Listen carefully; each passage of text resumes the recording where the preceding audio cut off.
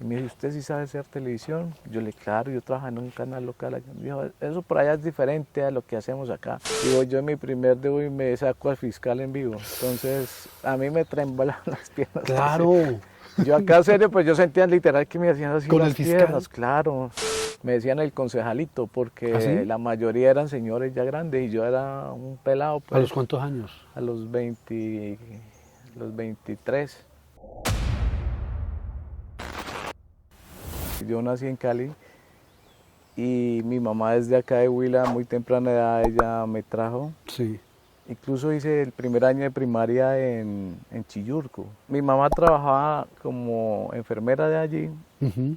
En esa época la reubicaron para el hospital de Palestina, que en ese entonces era un puesto de salud muy pequeño, era una zona roja, había mucha presencia guerrillera. Y allá empecé en segundo de primaria hasta que finalicé el bachillerato en el 97 y de ahí pues ya salí para Bogotá a estudiar. Como en los primeros años de la secundaria fue que empecé a tener mucha relación con noticieros, a escuchar radio. Yo me sabía todos los nombres de los periodistas de televisión, de los noticieros de la época, del Noticiero Nacional, del Noticiero a las 7. Incluso hoy soy amigo de uno de ellos que se llama Juan Carlos Mateos, de Noticias Caracol.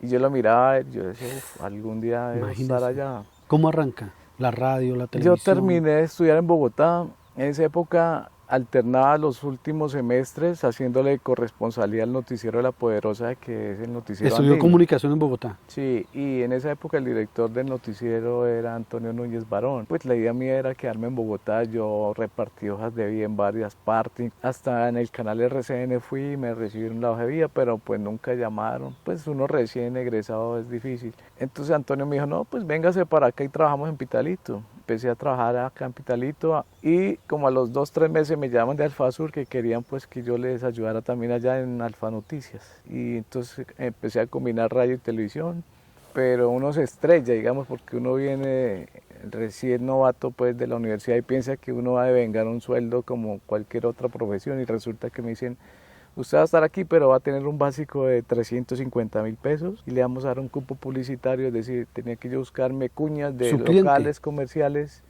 de X negocio que pautara un mes por 350.000. Entonces, si yo lo lograba, mi sueldo eran 700.000 pesos de la época. Si no lo lograba, me quedaba con el básico que era 350.000 y realmente pues eso Ah, para claro. la supervivencia nomás. Estando en la parte de medios de acá de Pitalito y llegar a un medio nacional como fue llegar al Congreso, Es, pagó novatadas, ¿cómo le fue? trabajé luego en Radio Sur, un noticiero que era muy escuchado en AM. Me ofrecieron trabajar en Bogotá y yo sin dudarlo dije pues que sí, que me iba. Y llegué allá y un señor ya muy experimentado me recibió, él era el productor del Canal Congreso, me saludó ahí como displicente. Yo le dije, me presenté, le dije mucho gusto, yo vengo de Inravisión, asignado como periodista para el Canal Congreso. Y me dijo, ¿y usted de dónde viene? Yo le dije, de Pitalito. Y me dijo, ¿usted sí sabe hacer televisión? Yo le dije, claro, yo trabajo en un canal local allá. Me dijo, eso por allá es diferente a lo que hacemos acá. Y me dijo, váyase para tal sala de edición y mire estos materiales y piétele, piete, me dijo. Yo no sabía qué era pietar, pues era un término distinto porque acá. Entonces fui y me hice amigo del editor y me dijo, no, pietar es lo más de sencillo, es tomar los tiempos de la grabación y usted la frase que necesite le toma acá los tiempos y ya la escribe y ya eso es. Entonces ya y esa fue la primera y una anécdota es que la jefe, la directora del canal de ese momento me asignó para la siguiente semana cubrir un evento en vivo en el Capitolio. ¿Quién era la directora en entonces? Daisy Cañón, que había sido directora Muy de conocida, Noticias ¿no? Caracol, claro. Y entonces me mandan a cubrir ese evento del Capitolio. Me dice, usted va a apoyar a los presentadores como periodista en un punto X del Capitolio. Cuando yo esté en paso, tú haces una reseña del evento. Claro, yo me fui y me senté y justo adelante estaba el fiscal del momento que era Mario Iguarán. Entonces el señor estaba solo y yo me le acerqué, le dije, doctor Mario, buenos días, mucho gusto, tal, es que yo debo hacer un paso en vivo ahorita de este tema, me gustaría tenerlo como invitado que nos dé su punto de vista frente a... Era una audiencia pública de educación con FECODE y él lo habían invitado y el señor muy sencillo me dijo, claro, y voy yo en mi primer debut y me saco al fiscal en vivo, entonces a mí me temblan las piernas. Claro. Yo acá, serio, pues yo sentía literal que me hacían así Con las el fiscal. piernas, claro. Y la sorpresa ya también para los del canal al que usted tenía. Claro, y cuando yo llegué al canal y estaba la directora y la productora, me dice, ¿qué es esa entrevista que haces? Felicidades. No, tienes que seguir cubriendo tú los apoyos periodísticos en adelante. Y ahí me quedé, porque yo ese fin de semana leí, estaba súper empapado de todos los temas que iban a tratar ese día. Y claro, yo hice el paso con cifras y con el fiscal pues ahí rematé. ¿Cómo fue el tema también de las pintas, de manejar el vestuario? Yo llegué a vivir allá en el apartamento de un amigo de Palestina, Ajá. que tenía apartamento, estaba descontador y tenía unos trajes y era de la misma estatura mía. Entonces yo le dije, huevón, présteme un traje de esos que tiene ahí porque me toca ir de corbata mañana y yo a estas alturas, ¿qué voy a hacer? Me dijo, pues si le quedan buenos, hágale. Ya me da pena porque yo era el que los usaba. Y ya después ya fui con el dinero que me pagaban ahorrando y compré ya mis trajes. Carlos, usted fue concejal en Palestina. Sí, señor. Me decían el concejalito porque ¿Ah, sí? la mayoría eran señores ya grandes y yo era un pelado. Pues, ¿A los cuántos años? a los 23. Y en una cafetería una hora antes nos reunimos porque ese día era la elección. Entonces me dicen, postulemos a Higuita para presidente. Y a mí la verdad me dio miedo. Yo quiero ver este año cómo es el asunto y el próximo si quieren me eligen, pero yo este año quiero aprender porque yo no sé tampoco. Palestina, para ese entonces, ¿cuántos habitantes podría tener? 12.300 porque yo fui coordinador del censo del DAN como un año antes también. Entonces me acuerdo mucho que eran 12.350. ¿Y hoy en día? Hoy en día debe tener por ahí unos 17.000, yo creería. Eso lo pregunto como para quienes no conocen la Palestina, ¿no? Al sur del Huila. Sí, el municipio fábrica de agua se le dice porque es muy rico hídricamente. Allá nace el río Guarapas en la parte alta, es la entrada del Parque Nacional Cueva de los Guácharos y tiene variedad de climas. En la parte alta es frío, entonces se cultivan cosas de clima frío y en la parte hacia Pitalito ya es más templadito, entonces café, plátanos, tubérculos. Y hacia arriba frutas, digamos mora, pitaya, granadilla. Es una despensa agrícola muy importante. ¿Por qué no siguió en la política? Porque el alcalde de ese entonces empezó a perfilarme a mí para que fuera el sucesor, porque él me lo dijo, yo quiero que usted sea el próximo alcalde. Entonces empezó, como se dice en el argot político, a darme juego en muchas cosas, que yo manejara proyectos para las comunidades. Y la gente empezó a llegarme y a buscarme y yo les ayudaba porque tenía el respaldo del alcalde que era el jefe político de ese momento. Y luego la oposición se dio cuenta pues que yo iba cogiendo como mucho vuelo y empezó a escarbar. Encontró un contrato que yo había hecho cuando fui periodista en La Poderosa, porque aprovechando ese cupo que me daban, mi mamá era amiga del alcalde de esa época que era liberal y nos dio ese cupo por 350.000. Y ese año fue electoral. En octubre fueron las elecciones y yo no me acordaba que había hecho ese contrato en enero. Y resulta que había una ley que dice que quien aspira a ser servidor público no puede haber contratado con entidad del Estado un año antes a su elección. Y claro, de enero a octubre había 9 meses. La oposición se dio cuenta de eso y me puso una demanda y me perdí la investidura. Eso es como la muerte política. El jefe nacional del momento, pues que era el senador Andrade, se dio cuenta de eso. Un día cualquiera le terminó de hacer una entrevista en una de sus correrías y me echó el brazo y me dice, oiga, Carlito, ¿se quiere ir conmigo para Bogotá a trabajar? Yo voy a ser presidente del Congreso. Y yo quedé así como un balde de agua fría. Yo decía, Claro. yo, senador, si me da la oportunidad, cuente conmigo. La gente decía, esos políticos son mentirosos, a todo el mundo los viven con mentiras y no sé qué. El día antes de la elección me llamó a decirme que si estaba fijo todavía el compromiso.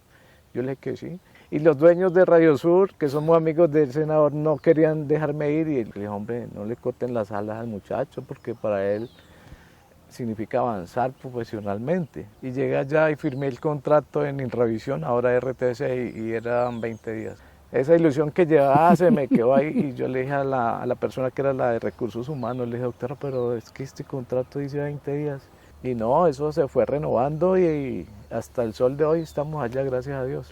Por mi buen desempeño me decían que me llamaron para Noticiero Senado, que era ahí la misma casa, pero pues ya un reto mayor porque pues iba a estar en Caracol, pues salía ahí en los canales regionales se retransmite. Entonces yo a veces hacía paseos en cámara y salía los martes en esa época, ahorita son los jueves. Y yo venía acá al Huila y me iba al pueblo y la gente feliz porque me decían, uy, que lo vemos en televisión Concejal, lo y que vimos venga, tómese una cerveza. No, pues toda la familia feliz. El primer día que iba a salir yo llamé a mis abuelos, viven aquí, ellos todos es que en la sala ahí pendientes y eso muy contento. Mi abuelita es que había llorado y no se perdían el noticiero ellos. Mi abuelo y mi abuela eran los televidentes número uno.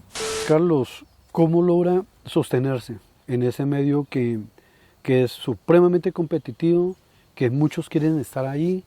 ¿Cómo se logra sostener? Esa pregunta una vez me la hizo el senador Robledo en el apartamento de él porque yo fui a hacerle una entrevista y me dijo, venga a mi apartamento. Yo fui. Después de la entrevista nos ofreció un tinto y me dijo, oiga, ¿usted cómo hace para sostenerse ahí en esa jauría de tigres, hermano? Exacto. Yo le digo, senador, es Dios, primero que todo es Él y mi trabajo, porque no veo más que sea. Me dijo, pero hermano, mis respetos porque eso entra y sale gente cada rato. Hacen contratos a 3 meses y a los 3 meses ya entra alguien nuevo. Y entonces uno ve que entran y uno sigue y sigue y uno dice, gracias a Dios porque son bendiciones, pues. Yo en mi paso por el noticiero de Senado, que fue entre 2009 a 2016, pude conocer todo el país porque me enviaban a cubrir eventos y foros y cosas a todas las regiones. Recuerdo cuando se cumplieron los 10 años de la masacre de Ojayacho, me mandaron. Y llegamos a Quibdó y nos fuimos a las 5 de la mañana, tuvimos que estar en el muelle cuando resulta que nos dicen, no, la lancha que sale a las 6 se retrasó y salen a las 11. A las 11 embarcamos por el río Trato 4 horas en lancha rápida, eso era lejísimos y selva por todo lado. Y pues eso es zona roja porque pues en Bojayá fue donde mataron a 119 personas con un cilindro dentro de una iglesia.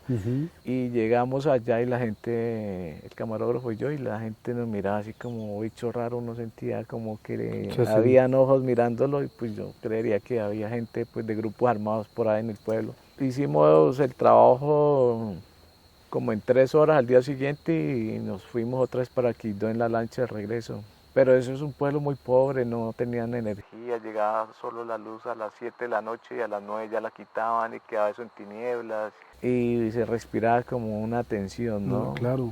Y bueno, una vez también que fuimos al Catatumbo, a un encuentro de los costaleros que habían hecho paro y el presidente del Congreso era Juan Fernando Cristo, que es de Norte de Santander, y él facilitó allá una comisión, estuvo Samper, Angelino Garzón, un poco de gente, y nosotros fuimos.